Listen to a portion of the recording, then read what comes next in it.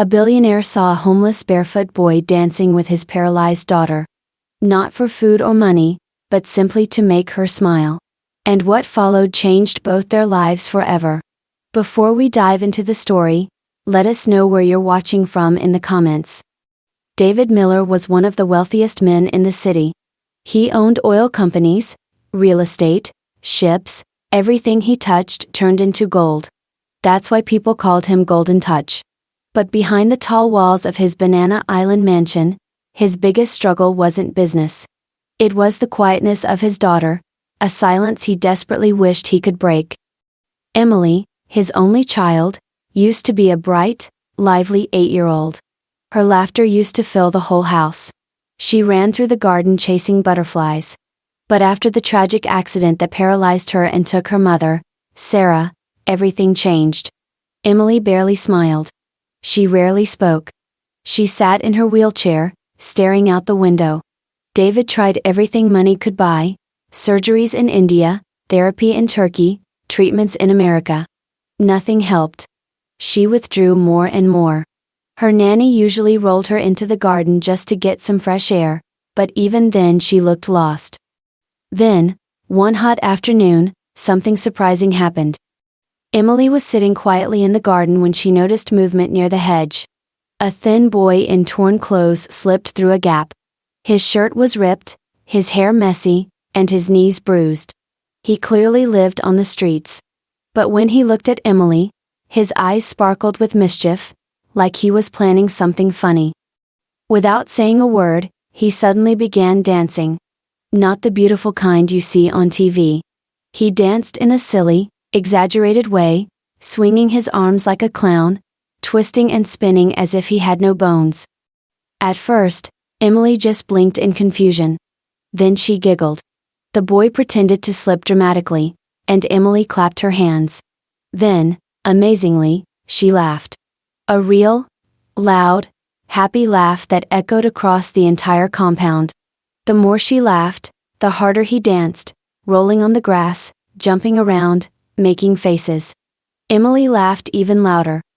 His name was Leon, or Leo, as he called himself. No one knew his real story because he rarely talked about it. People in the area only knew he had no home. Sometimes he slept under the bridge near the bus park. Other times, inside unfinished buildings. He had no parents, no siblings, nobody. Just the streets.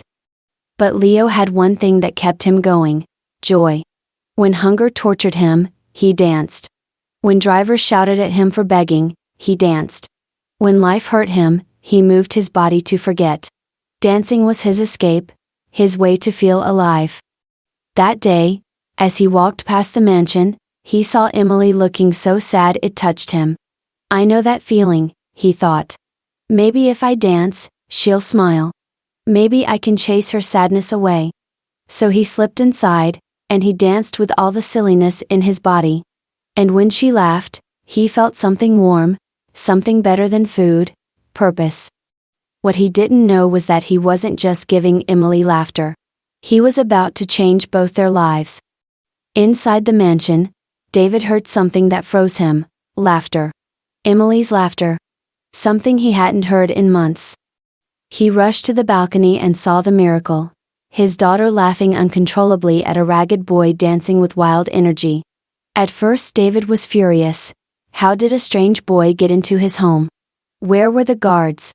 But then he looked at Emily, her face lit up, her hands clapping, her back straight, her laughter filling the air. David's anger melted into something he hadn't felt in a long time: hope. The next afternoon, Leo returned the same way.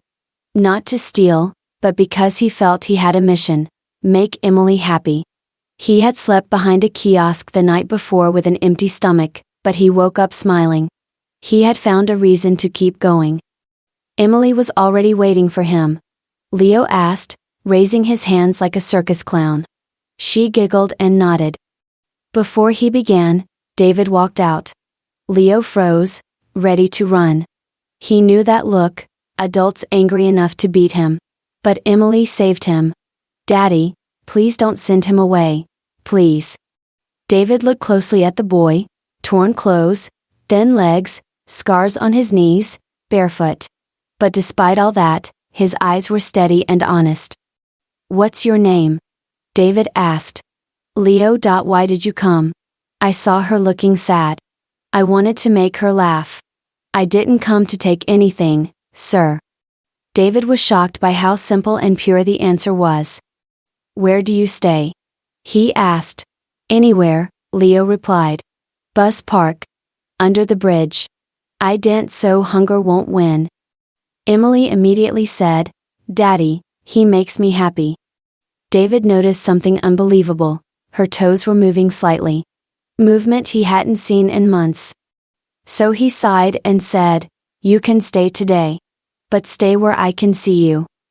That day turned into 3 days, then a week.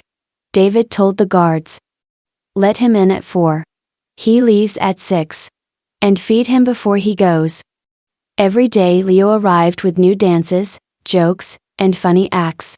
He imitated bus drivers, made sound effects, rolled around the grass. Emily laughed until her stomach hurt. But something else was happening. Emily was getting stronger. She clapped with force. She lifted her arms. She tried spinning her wheelchair. Her voice became louder and more confident. David observed everything.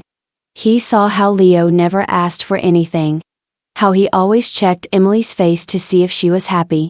How he ate gently, like someone who understood hunger too well. Emily started talking more, telling David every evening about Leo's jokes and tricks. Even the doctor was stunned.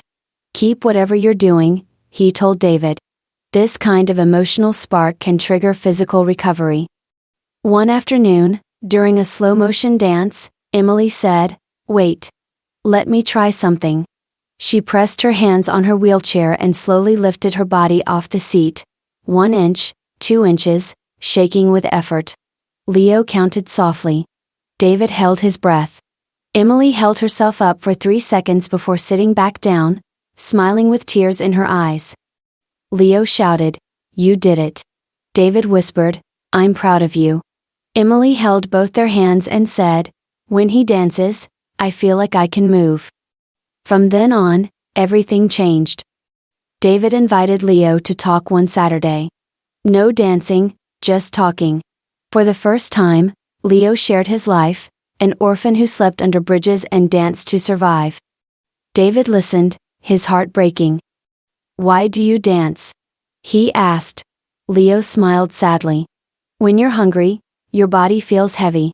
But when you dance, you feel lighter. And at least people see you." David realized this boy had learned life's hardest lessons without any teacher. "From today," David said, "you are no longer invisible. You are part of this house." Leo didn't believe it until Emily rolled over and held his hand. Soon, Emily surprised everyone again. She stood up. Not tall, not steady, but she stood. Leo cheered. David cried. Emily laughed with joy. Her recovery continued. With therapy and Leo beside her, she took steps again. The mansion became lively once more. David's business friends tried to discourage him. "A street boy in your home? He'll ruin your reputation." But David simply replied, "My daughter smiles again. That's the only reputation I care about." Emily told anyone who questioned Leo, "He's my friend. If you don't like him, you don't love me." Slowly, the city changed its view. People began to see Leo as a miracle, not a threat. Leo remained humble. He didn't care about fame or gossip. He just danced. And with every dance, Emily grew stronger. One evening, as David watched Emily walking slowly with Leo's help, he realized true wealth wasn't in bank accounts, it was in moments like this. "I thought I had everything," he whispered. "But I had nothing until I met this boy." Word spread across the city. Newspapers said, "Millionaire adopts street boy." Some doubted it, some admired him. But none denied the miracle. Leo became part of the family. Emily called him her brother. David became a father to him. And the mansion, once filled with loneliness, became a place of love again.